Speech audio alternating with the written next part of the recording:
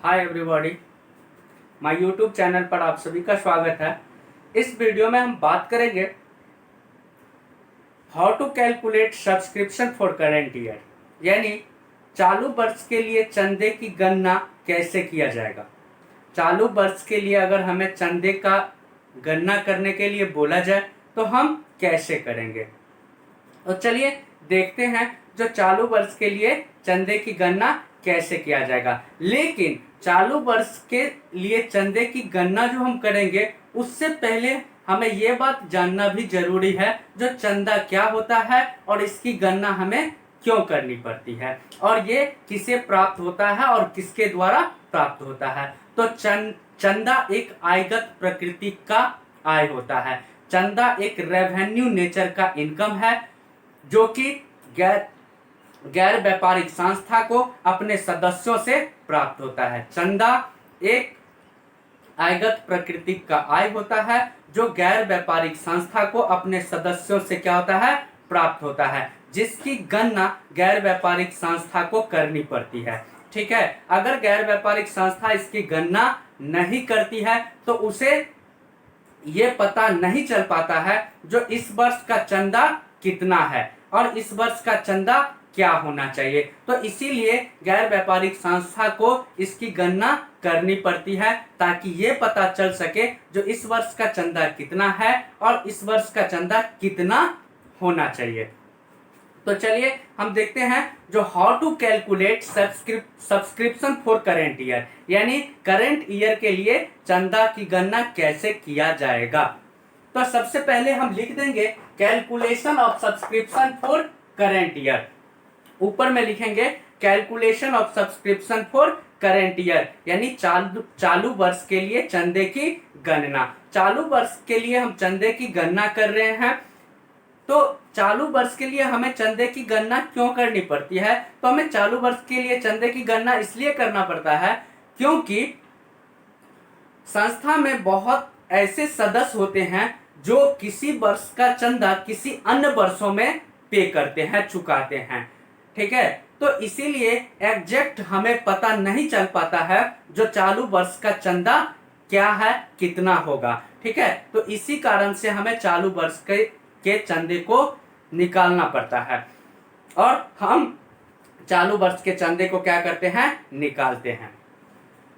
इसमें हम कॉलम बना लेंगे। एक कॉलम पार्टिकुलर का होगा, एक कॉलम अमाउंट का होगा। एक कॉलम पार्टिकुलर का होगा और एक कॉलम अमाउंट का होगा। पार्टिकुलर वाले कॉलम में सबसे पहले हम लिखेंगे subscription receive during the year, यानी वर्ष के दौरान सदस्यों से जितना चंदा गैर व्यापारिक संस्था को प्राप्त होता है उसे बोला जाता है subscription received during the year, यानी वर्ष के दौरान प्राप्त चंदा। वर्ष के दौरान जितना भी चंदा का पैसा संस्था को प्राप्त होता है उसी पैसे को बोला जाता है subscription received during the year. तो जो भी चंदा वर्ष के दौरान संस्था को प्राप्त हुआ है सबसे पहले उसे यहाँ पर हम लिख देंगे। उसके बाद यहाँ पर हम जोड़ेंगे। तो कौन से अमाउंट्स को हम जोड़ेंगे? तो यहाँ लिखा है opening advance subscription. Opening advance subscription क्या होता है?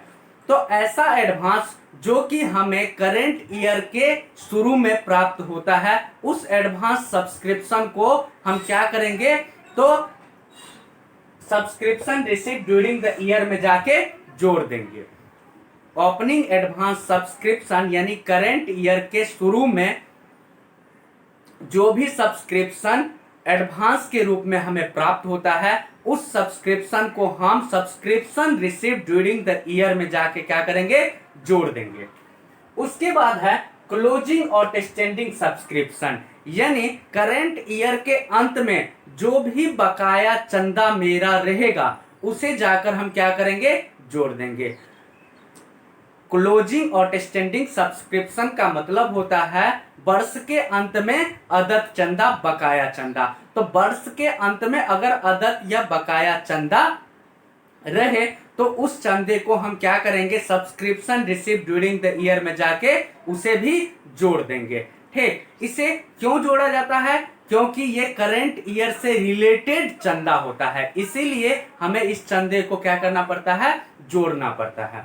उसके बाद इस दोनों अमाउंट्स को जोड़ने के बाद जो भी अमाउंट्स निकलता है उसे हम subscription receive during the year में जाके एक ही बार जोड़ देते हैं और फिर अमाउंट्स को यहां लिख देते हैं।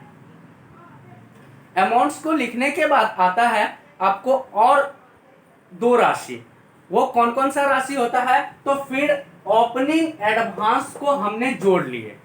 ओपनिंग एडवांस जो भी है मेरा इस वर्ष के शुरू में जो भी एडवांस मेरे को प्राप्त हुआ है, संस्था को प्राप्त हुआ है, उस एडवांस को संस्था ने जोड़ लिया।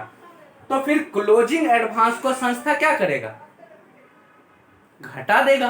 क्लोजिंग एडवांस को संस्था क्या करेगा? घटाएगा। लेकिन वो क्लोजिंग एडवांस कब का होता है, कब प्राप्त होता है? तो इस वर्ष के अंत में जो भी एडवांस संस्था को प्राप्त होगा, करेंट ईयर के अंत में जो भी एडवांस संस्था को प्राप्त होगा, उसी एडवांस को संस्था क्लोजिंग एडवांस कहती है। और क्लोजिंग एडवांस को क्या किया जाता है? तो कैलकुलेशन ऑफ सब्सक्रिप्शन के टाइम में घटा दिया जाता है। क्लोजिंग एडवांस को क्या किया जाता है? कैलकुलेशन ऑफ सब्सक्रिप्शन के टाइम में घटा दिया जाता है। ठीक, तो यहां पर लिखा है क्लोजिंग एडवांस सब्सक्रिप्शन, और क्लोजिंग एडवांस सब्सक्रिप्शन को हम क्या किए हैं? माइनस किए हैं, यानी घटा दिए हैं। उसके बाद आता है आपका ओपनिंग और स्टैंडिंग सब्सक्रिप्शन। हमने यहां पर क्लोजिंग और स्टैंडिंग सब्सक्रिप्शन को क्या किए थे? जोड़ दिए थे। तो अब आया ओपनिंग और स्टैंडिंग सब्सक्रिप्शन। जब हम क्लोजिंग और स्टैंडिंग मतलब अंत का बकाया जो था उसे हम जोड़ लिए थे, तो शुरू वाला बकाया को हम क्या करेंगे? शुरू वाले बकाया को हम क्या करेंगे? घटा लेंगे। ठीक है, क्यों घटाएंगे? क्योंकि ये जो बकाया है ये मेरा करंट ईयर से रिलेटेड बकाया नहीं है, इसीलिए इस बकाया को क्या किया जाएगा? घटा दिया जाएगा। ये पिछले वर्ष से रिलेटेड आउटस्टैंडिंग होता है, इसीलिए इसे क्या किया जाता है? घटाया जाता है। तो ओपनिंग आउटस्टैंडिंग सब्सक्रिप्शन का मतलब वैसा सब्सक्रिप्शन जो कि आउटस्टैंडिंग तो है लेकिन करंट ईयर के स्टार्ट में ही सब्सक्रिप्शन है। तो करंट ईयर के स्टार्ट में ही सब्सक्रिप्शन है तो ये पिछले वर्ष से आया होगा, तो ये पिछला वर्ष से रिलेटेड आउटस्टैंडिंग है, इसीलिए इसे यहां पर क्या किया जाएगा? घटा दिया जाएगा। तो इसे हम क्या किए? माइनस कर दिए। ओपनिंग और स्टैंडिंग सब्सक्रिप्शन को क्या किए? माइनस किया, और क्लोजिंग और स्टैंडिंग सब्सक्रिप्शन को हम क्या किए? प्लस कर दिए। ओपनिंग एडवांस को हम क्या किए हैं? प्लस किए हैं। क्लोजिंग एडवांस को हम क्या किए हैं? माइनस किए हैं। तो अगर ये स्टेप को फॉलो करेंगे तो आपको करंट ईयर का सब्सक्रिप्शन क्या हो जाएगा? ज्ञात हो जाएगा। यहां पर जब हम ये प्लस और ये माइनस कर दिए तो जो भी अमाउंट्स लास्ट में मेरे को यहाँ बचेगा, जो भी अमाउंट मेरे को लास्ट में बच जाएगा, उसी अमाउंट्स को हम कहेंगे सब्सक्रिप्शन फॉर करंट ईयर। यानी चालू वर्ष के लिए चंदा क्या है? ये रुपया है। जो भी रुपया लास्ट में निकल के आएगा वही मेरा सब्सक्रिप्शन फॉर करंट ईयर कहलाएगा। और उसी सब्सक्रिप्शन फॉर करंट ईयर को हम कहां पर जाके लिखेंगे? तो इनकम एंड एक्सपेंडिचर अकाउंट में इनकम साइड में जाके दिखा देंगे। ठीक है, क्यों? क्योंकि ये गैर व्यापारिक संस्था के लिए क्या है? इनकम है।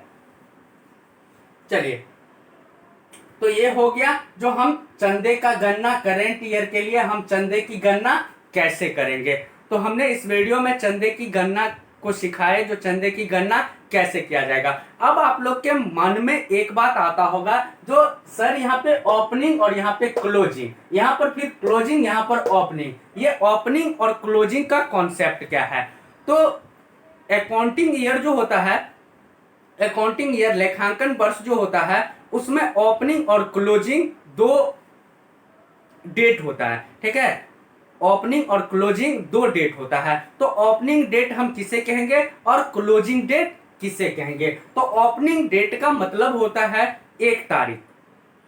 ओपनिंग डेट का मतलब होता है 1 तारीख, और क्लोजिंग डेट का मतलब होता है 31 दिसंबर या 31 मार्च, यानी 31 तारीख। ठीक है, ओपनिंग डेट का मतलब होता है 1 तारीख। ठीक है, और क्लोजिंग डेट का मतलब क्या होता है? 31 दिसंबर या 31 मार्च यानी 31 तारीख। तो अगर आपको 1 तारीख को कोई भी सब्सक्रिप्शन दिख रहा है तो उसको आप ओपनिंग सब्सक्रिप्शन कहेंगे, चाहे वो एडवांस रहे या आउटस्टैंडिंग रहे। लेकिन अगर आपको 31 तारीख यानी 31 मार्च या 31 दिसंबर को कोई सब्सक्रिप्शन सवाल में दिख रहा है तो उसे आप क्लोजिंग आउटस्टैंडिंग या क्लोजिंग एडवांस सब्सक्रिप्शन कहेंगे, क्योंकि क्लोजिंग डेट 31 तारीख होता है और ओपनिंग डेट जो होता है वो 1 तारीख होता है। तो ओपनिंग और क्लोजिंग का कॉन्सेप्ट हमने आपको बता दिए। ओपनिंग डेट कहा जाएगा 1 तारीख को और क्लोजिंग डेट कहा जाएगा 31 तारीख को। लेकिन किसी किसी क्वेश्चन में आपको 1 और 31 तारीख का उल्लेख नहीं किया जाएगा, 1 और 31 तारीख का उल्लेख नहीं किया रहता है, तो फिर उस समय आप कैसे फाइंड करेंगे करंट ईयर के सब्सक्रिप्शन को? तो उस समय आप क्या करेंगे, ये देखेंगे जो 2 ईयर जो दिया रहता है उसमें पहले कौन आता है और फिर बाद में कौन आता है, क्योंकि उस सवाल में आपको 2 ईयर दिया रहेगा। तो 2 ईयर में आपको यह देखना है जो पहले कौन सा ईयर आता है, पहले कौन सा वर्ष आता है और फिर बाद में कौन सा वर्ष आता है। जो भी वर्ष पहले आता है उस वर्ष को आप ओपनिंग ईयर कहेंगे यानी ओपनिंग कहेंगे, और जो भी वर्ष बाद में आता है उसे आप क्लोजिंग ईयर यानी अंतिम वर्ष कहेंगे। तो वहां पर ओपनिंग और क्लोजिंग ईयर पर हमें देखना पड़ेगा। लेकिन ईयर पर हम कब देखेंगे, तो जब 1 और 31 तारीख का कॉन्सेप्ट मेरे क्वेश्चन में नहीं दिया रहेगा, तब हम ईयर में जाते हैं और ये देखते हैं जो यहां पर कितना ईयर दिया गया है। तो वहां पर आपको 2 ईयर दिया रहेगा, एक ओपनिंग मानेंगे और एक क्लोजिंग मानेंगे। ओपनिंग किसे मानेंगे, तो जो वर्ष पहले आता है उसे ओपनिंग मानेंगे और जो वर्ष बाद में आता है उसे हम क्लोजिंग मानेंगे। और वहां पर ओपनिंग और क्लोजिंग का जो कॉन्सेप्ट होगा वो ईयर के तौर पे हमें समझना पड़ेगा। और किसी किसी क्वेश्चन में आपको 1 तारीख और 31 तारीख का कॉन्सेप्ट दिया रहेगा। तो 1 तारीख का जो कॉन्सेप्ट होता है वो ओपनिंग होता है, ओपनिंग डेट होता है, और 31 तारीख का जो कॉन्सेप्ट होता है वो क्लोजिंग डेट होता है। तो यहाँ हम ओपनिंग एडवांस सब्सक्रिप्शन लिखे हैं। तो ओपनिंग एडवांस सब्सक्रिप्शन का मतलब 1 तारीख को जो भी सब्सक्रिप्शन हमें प्राप्त होगा उसको हम ओपनिंग एडवांस सब्सक्रिप्शन कहेंगे। या पहले वर्ष वाला अगर बात आएगा तो जिस पहले वाला जो वर्ष होगा उस वर्ष अगर एडवांस कुछ है तो उसको हम ओपनिंग एडवांस कहेंगे। बाद वाले वर्ष में अगर कोई एडवांस है तो उसको हम क्लोजिंग एडवांस कहेंगे। ठीक, तो ओपनिंग क्लोजिंग एडवांस का हमने कॉन्सेप्ट आपको तो बता दिए।